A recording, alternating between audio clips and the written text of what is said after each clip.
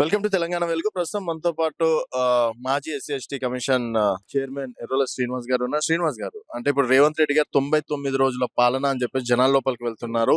So ఇప్పటి వరకే అంటే దాదాపు 2 సంవత్సరాలు అయిపోయింది. మరి 2 సంవత్సరాల పాలనలో జరగంది ఏంటి? ఇప్పుడు 99 రోజుల్లో జరిగే అద్భుతం ఏందనుకోవచ్చు? ఇప్పుడు ఒట్టికి ఎగరలేనమ్మా స్వర్గానికి ఎగుదున్నా అన్నట్టు 800 రోజులల్లా చేయలేనటువంటి పనులు, 2.5 సంవత్సరాలలో చేయలేనటువంటి పనులు నువ్వు 99 రోజులలో ఏం చేస్తుంది ఈ ప్రభుత్వం?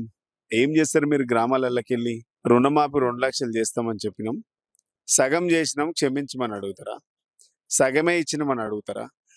సంవత్సరంలో 2 లక్షల ఉద్యోగాలు ఇస్తామని చెప్పినాం, ఇయ్యలేకపోయినామని చెప్తారా? 2000 పింఛన్ను 4000 రూపాయలు పెంచుతానని చెప్పినాం, 4000 పెంచలేమని చెప్తారా?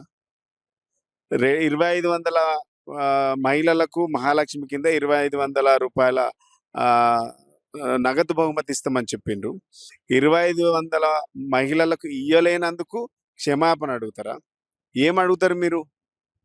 ఇవన్నీ మీరు కాంగ్రెస్ పార్టీ అధికారంలోకి వచ్చిన తర్వాత 420 హామీలు, 13 డిక్లరేషన్లు, 6 గ్యారంటీలు తెలంగాణ ప్రజలకు ఇచ్చిండ్రు.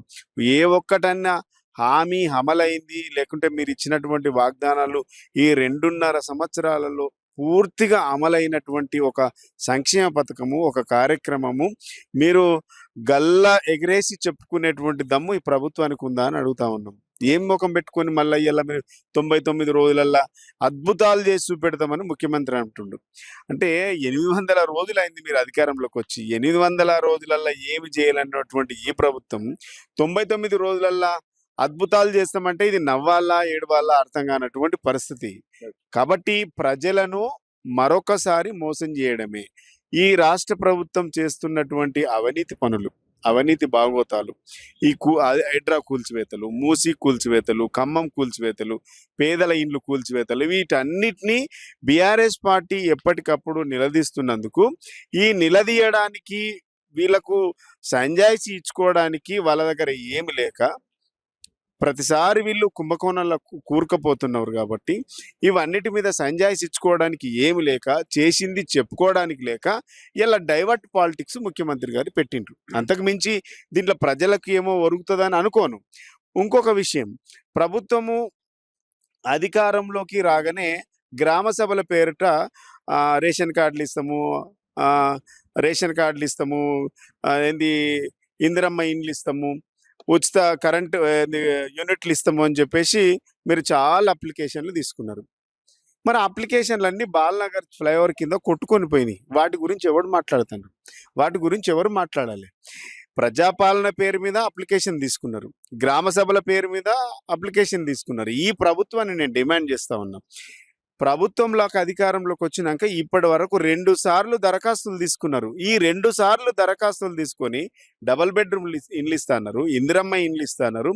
ఇప్పటి వరకు ఈ రాష్ట్రంలో కాంగ్రెస్ పార్టీ అధికారంలోకి వచ్చిన తర్వాత ఎంతమంది పేదలకు డబల్ బెడ్రూము, ఇందిరమ్మ ఇండ్లు వచ్చిందో ఒకసారి మీరు డాటా ఇవ్వండి. ఈ ప్రభుత్వం అధికారంలోకి వచ్చినాక ఎంతమందికి ఉద్యోగాలు ఇచ్చిండ్రో డాటా ఇవ్వండి. యువ వికాస్ పేరు మీద మీరు కార్యక్రమం పెట్టుకొని యూత్ పిల్లలందరికీ కూడా మేము అందరికీ వాళ్ళకు లోన్లు ఇస్తామని చెప్పేసి లక్షల దరఖాస్తులు తీసుకున్నారు. ఎంతమందికి లోన్లు ఇచ్చిండ్రు? ఇలా మళ్ళీ స్కిల్ డెవలప్మెంట్ పేరు మీద కేంద్రాలు, శిక్షణ కేంద్రాలు పెడతాం, నిరుద్యోగులకు ఉద్యోగాలు ఇస్తామంటే ఈ ప్రభుత్వానికి కొంచెం అన్న చిత్తశుద్ధి ఉందా అని అడుగుతా ఉన్నాం మేము. మీరేమంటున్నారు అంటే 8 రోజుల పాలనలో ఏం జరగలేదని మీరు అంటున్నారు. మరి అదే 800 రోజుల పాలనలో సర్పంచ్లలో అద్భుతంగా 80% ఓట్ బ్యాంక్ సాధించడం అనేది జరిగింది. మొన్న జరిగినటువంటి మున్సిపల్ ఎలక్షన్స్ లో అద్భుతంగా వాళ్ళు 85-90% సాధించడం అనేది జరిగింది. సో ఏం లేదని కేవలం బీఆర్ఎస్ నేతలే చెప్తున్నటువంటి మాటనా, లేకపోతే ప్రజల నుంచి అదే రెస్పాన్స్ ఉంటే ఎందుకు ఈరోజు కాంగ్రెస్ పార్టీ జైత్రయాత్ర కొనసాగుతూ వస్తుంది? ప్రజలు మమ్మల్ని ఎక్కడికక్కడ నిలదీస్తాము, వెళ్ళలేనని ముఖ్యమంత్రి గారికి ఎమ్మెల్యేలు మొరబెట్టుకున్నారు. మీకు అసలు సంగతి తెలియదు. మేము గ్రామాలకు వెళ్ళలేము, ఇలా గ్రామ సభలు పెట్టలేము, ఈ 100 రోజుల ప్రోగ్రాం చేయలేము 99 రోజులు అనేసి ఇలా ఎమ్మెల్యేలు పోయి అడుక్కునేటువంటి పరిస్థితి ఇలా. అంటే ఇలా మీరు ప్రజాపాలన అని చెప్పిండ్రు. ప్రజాపాలన కాదు ఈ రాష్ట్రంలో నడిచేది. పోలీస్ పాలన. పోలీస్ పహారాలో నడుస్తున్నటువంటి పాలన ఇది. ఈ 99 రోజులలో గ్రామాలలో ప్రజలు యూరియా యూరియా కొరత ఉందనేసి చెప్పులు క్యూ లైన్‌లో పెట్టి నిలబడి, క్యూ లైన్‌లో నిలబడ్డటువంటి రైతులు ఆడ కావచ్చు, మగ కావచ్చు. రైతు బిడ్డలు చనిపోయినటువంటి సందర్భం కూడా చూసినాం. నేనేమంటున్నా అంటే ఎలక్షన్స్ లో మరి ఎందుకు అంత భారీ నేను చెప్తా. ఎన్నికలు వేరు, ప్రజా సమస్యలు వేరు. మీరు ఎన్నికల అధికారం మీకు ఉంది కాబట్టి ఓట్లేసిండ్రు. ఎట్లా ఓట్లేసిండ్రు? బెదిరించిండ్రు మీరు. మాకు ఓట్లేయకపోతే మీ రేషన్ కార్డు వీకేస్తాం, మీ పెన్షన్ వీకేస్తాం, మీకు రేషన్ కార్డు ఎట్లొస్తుందో చూస్తాం, ఇందిరమ్మ ఇల్లు ఎట్లొస్తుందో చూస్తాం, నీకు లోన్ పెట్టుకుంటే లోన్ ఎట్లొస్తుందో చూస్తాం అని ప్రజలను భయభ్రాంతులు చేసిండ్రు. అలాంటి సందర్భంలో అధికారంలో ఉన్నటువంటి ఏ పార్టీకైనా ఖచ్చితంగా ఓట్లు రావడం అనేది సహజం. అది ఏమొచ్చినాయి? పెద్దగా డబ్బాలు కొట్టుకున్నంత గొప్పగా ఏం రాలే కదా, వన్ సైడ్‌గా ఏం కాలే కదా. మాకు కూడా సర్పంచ్ ఎలక్షన్‌లు 40% వచ్చినాయి. 35% మాకు మున్సిపాలిటీలు వచ్చినాయి. మీకు వన్ సైడ్‌గా ఏడొచ్చినాయి? 50-50 కదా సర్పంచ్ అంటే. మీరు అందరిని బెదిరించి ఎత్తుకుపోయిండ్రు కదా.